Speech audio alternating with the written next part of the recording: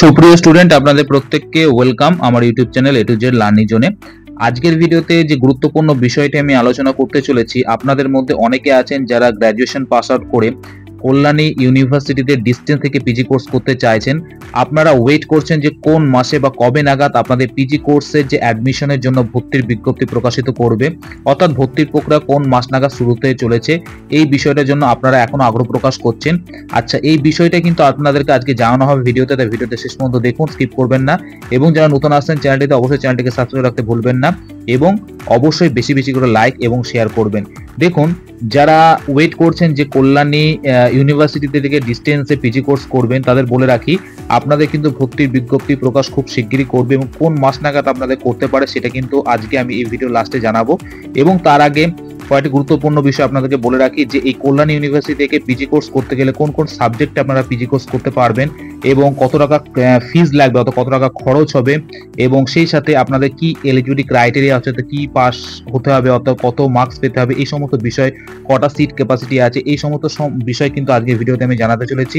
তাই ভিডিওটা স্কিপ করবেন না, পুরো দেখবেন এবং অবশ্যই লাইক শেয়ার করবেন। দেখুন, আমরা ইতিমধ্যেই জানি যে বর্ধমান ইউনিভার্সিটি ডিস্টেন্স এবং সেই সাথে রবীন্দ্র ভারতী ইউনিভার্সিটি ডিস্টেন্স কিন্তু তাদের ভর্তির প্রক্রিয়ার জন্য যে আবেদন, সেই ফর্ম ফিল আপ কিন্তু শুরু হয়ে গেছে এবং সেটা অনগোয়িং প্রসেসে আছে।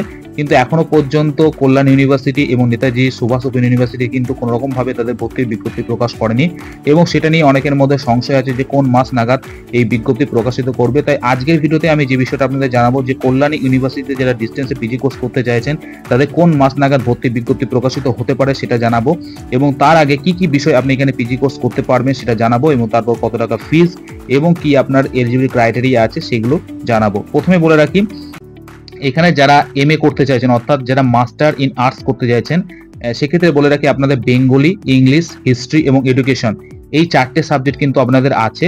আর সায়েন্সের ক্ষেত্রে মোট চারটি সাবজেক্ট আছে, একটা জুলজি, বোটানি, জিওগ্রাফি, ম্যাথমেটিক্স।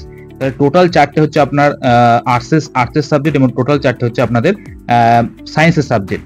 এর মধ্যে যারা বেঙ্গলি, ইংলিশ এবং হিস্ট্রি, এডুকেশন এই সকল সাবজেক্টে যারা ভাবছেন যে এমএ করব, তাদের জন্য যে কি এলিজিবিলিটি ক্রাইটেরিয়া আছে সেটা বলে রাখি। আপনারা যদি সরাসরি বেঙ্গলি, ইংলিশ, হিস্ট্রি এবং এডুকেশন নিয়ে যদি অনার্স পাস আউট করে থাকেন তাহলে কোনো সমস্যা হবে না, আপনাদের এখানে ভর্তির জন্য আপনারা আবেদন করতে পারবেন। এবং যারা পাসের স্টুডেন্ট আছেন, অর্থাৎ যারা জেনারেল পাস আউট যারা স্টুডেন্ট আছেন বা পাস গ্র্যাজুয়েট যারা আছেন, তাদের ক্ষেত্রে বলে রাখি আপনাদের কিন্তু ন্যূনতম 150 মার্কস পেতে হবে 300 মার্কসের এক্সামের মধ্যে, তবে কিন্তু আপনারা এখানে ভর্তির জন্য আবেদন করতে পারবেন। এবং যারা সায়েন্সের স্টুডেন্ট আছেন, বিশেষ করে জুওলজি, বোটানি, জিওগ্রাফি, ম্যাথমেটিক্স, এই যে সায়েন্সের স্টুডেন্ট সাবজেক্টগুলো বললাম, যারা সায়েন্সের স্টুডেন্ট আছেন, যারা ভাবছেন যে আপনারা এখান থেকে ডিস্টেন্সে মাস্টার্স করবো, তাদের ক্ষেত্রে বলে রাখি আপনারা যদি অনার্স গ্র্যাজুয়েট হন, অর্থাৎ জুওলজি, বোটানি, জিওগ্রাফি, ম্যাথমেটিক্স, তাহলে সহজে আপনারা কিন্তু এখান থেকে ভর্তির জন্য আবেদন করতে পারবেন এবং এখানে কিন্তু অ্যাডমিশন নিতে পারবেন।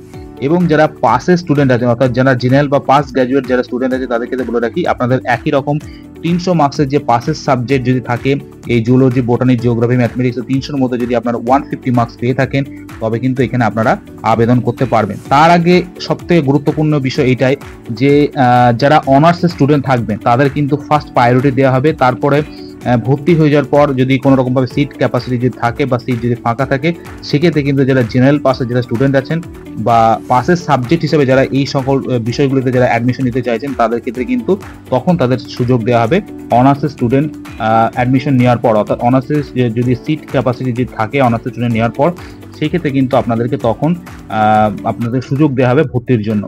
এবার দেখে নেবো যে কত টাকা ফিজ আছে। প্রথমত বলে রাখি এখানে যে সিট ক্যাপাসিটি আছে, জুওলজি ক্ষেত্রে আপনার টোটাল সিট আছে 237টা, বোটানি এমএসসির ক্ষেত্রে 231টা এবং এমএসসি জিওগ্রাফির ক্ষেত্রে 270টা সিট আছে, এবং যারা ম্যাথমেটিক্সে যে ভাবছেন যারা এমএসসি করো তাদের ক্ষেত্রে বলে রাখি 390টা টোটাল সিট আছে। এবং সেক্ষেত্রে কিন্তু প্রত্যেকটা ইউআরদের জন্য আছে, যেমন জুওলজির জন্য 130টা, এসসি 52টা, এসটি 14টা এবং ওবিসির জন্য প্রায় 41টা মতন সিট আছে। এবং এমএসসি বটানির ক্ষেত্রেও জেনারেলদের জন্য 127টা, এসসির জন্য 51টা, এসটির জন্য 14টা এবং 39 মতো আছে ওবিসি যারা আছেন তাদের জন্য। এমএসসি জিওগ্রাফির ক্ষেত্রে বলে রাখি 149টা হচ্ছে জেনারেলদের জন্য, 59টা হচ্ছে এসসির জন্য এবং এসটির জন্য 16টা, বাদ বাকি 46টা মতন আছে ওবিসি ক্যান্ডিডেট যারা আছে তাদের জন্য। ম্যাথমেটিক্সের ক্ষেত্রে 214টা মোট ইউআর স্টুডেন্টের জন্য, এসসির জন্য 86, এসটির জন্য 23 এবং যারা ওবিসি আছেন তাদের জন্য আছে মোটামুটি এই 66টা মতন সিট। তাহলে এই হচ্ছে সিট ক্যাপাসিটি। এবার বলে দাও ফি স্ট্রাকচার। ফি স্ট্রাকচারটা দেখলে আমরা নিশ্চয়ই বুঝতে পারবেন। এখানে দেখুন যারা Bengali, English, history, geography, history, education অর্থাৎ যে 4টে সাবজেক্ট আর্টসের সাবজেক্ট হিসাবে আছে, সেই 4টে সাবজেক্টের ক্ষেত্রে ফার্স্ট এবং সেকেন্ড সেমিস্টারের ক্ষেত্রে আপনাদের খরচ পড়বে 5,250 এবং থার্ড ফোর্থ সেমিস্টারের জন্য পড়বে কিন্তু 5,050 টাকা। আবারও বলছি, যারা আর্টসের সাবজেক্ট হিসাবে যারা বেঙ্গলি, ইংলিশ, হিস্ট্রি এবং এডুকেশনে যারা ভাবছেন অ্যাডমিশন নেবো, তাদের ক্ষেত্রে বলে রাখি আপনাদের প্রথম দুটো সেমিস্টারে পড়বে 5,250 এবং থার্ড এবং ফোর্থ সেমিস্টারের জন্য পড়বে 5,050 টাকা। এবং যারা সায়েন্সের স্টুডেন্ট আছেন, বিশেষ করে যারা জুওলজি, বোটানি এবং জিওগ্রাফি, এই 3টে সাবজেক্টে যারা ভাবছেন এমএসসি করবো, তাদের ক্ষেত্রে বলে রাখি প্রথম দুটো সেমিস্টারে আপনাদের খরচ পড়বে 20,250 এবং পরের দুটো সেমিস্টারে আপনাদের মোট খরচ পড়বে 20,050 টাকা। অর্থাৎ প্রথম দুটো সেমিস্টারে 20,250 এবং পরের দুটো সেমিস্টারে 20,050 টাকা। আর শুধুমাত্র ম্যাথমেটিক্সের ক্ষেত্রে প্রথম দুটো সেমিস্টারে 8,250 এবং পরবর্তী থার্ড এবং ফোর্থ সেমিস্টারে কিন্তু 8,050 টাকা। এবার আপনাদের কয়েকটা জিনিস বলে রাখি যে মেন ক্যাম্পাসে শুধুমাত্র যারা সায়েন্সের ক্যান্ডিডেট যারা আছেন, সায়েন্সের স্টুডেন্ট যারা আছেন, তাদের ক্ষেত্রে আপনাদের এই মেন ক্যাম্পাসে কিন্তু আপনাদেরকে ভর্তি হতে হবে এবং যারা আর্টসের স্টুডেন্ট যারা আছেন, তাদের ক্ষেত্রে মেন ক্যাম্পাসেও আপনি এখানে ভর্তি হতে পারেন। এছাড়াও যে আরও যে স্টাডি সেন্টারগুলো আছে, সেই স্টাডি সেন্টারে কিন্তু আপনারা অ্যাডমিশন নিতে পারেন। মোটামুটি ধরে রাখুন এখানে টোটাল স্টাডি সেন্টার আছে আপনার 26টা। মেন ক্যাম্পাসকে নিয়ে মোট 26টা স্টাডি সেন্টার আছে।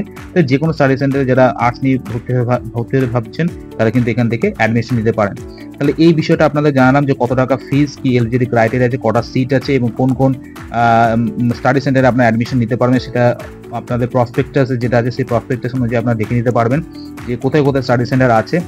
আর একটা বিষয় বলে রাখি যে যারা এডুকেশনে ভাবছেন এমএ করবো, তাদের ক্ষেত্রে অনার্স গ্র্যাজুয়েট তো আপনারা সহজে অ্যাডমিশন নিতে পারছেন এবং যারা পাশের ক্যান্ডিডেট যারা আছেন, তাদের ক্ষেত্রে কিন্তু 300 মার্কসের মধ্যে কিন্তু 150 মার্কস পেতে হবে।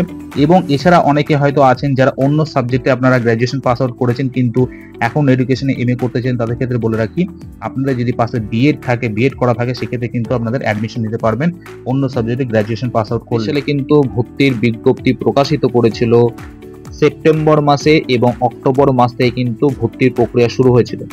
2023 সালকে যদি আমরা দেখি, 2023 সালে কিন্তু জুলাই মাসের 18 তারিখে ভর্তির বিজ্ঞপ্তি প্রকাশ করেছিল এবং এই ভর্তি প্রক্রিয়া শুরু হয়েছিল 24/7/2023 থেকে এবং 19/8 পর্যন্ত এবং পরবর্তী সময় কিন্তু ডেটটাকে এক্সটেন্ড করা হয়েছিল। 24-এও এক্সটেন্ড করা হয়েছিল, 23-এও করা হয়েছিল এবং তার আগের বছরগুলোতেও কিন্তু করা হয়েছিল। এবার মেন বিষয়টা হচ্ছে এটাই যে এই বছর অর্থাৎ 2025 সাল এবং 2025-26 সেশনের জন্য কোন মাসে ভর্তির বিজ্ঞপ্তি প্রকাশিত হতে পারে। ভর্তির বিজ্ঞপ্তি এই মাসে অর্থাৎ জুলাই মাসে হওয়ার প্রবল চান্স আছে। ধরে রাখুন জুলাই মাস নাগাদই কিন্তু ভর্তির বিজ্ঞপ্তি প্রকাশিত হবে এবং হলেও শেষের দিকে হবে, অর্থাৎ জুলাই মাসের শেষের দিকে প্রবল চান্স আছে কিন্তু আপনাদের ভর্তির বিজ্ঞপ্তি প্রকাশিত হওয়ার।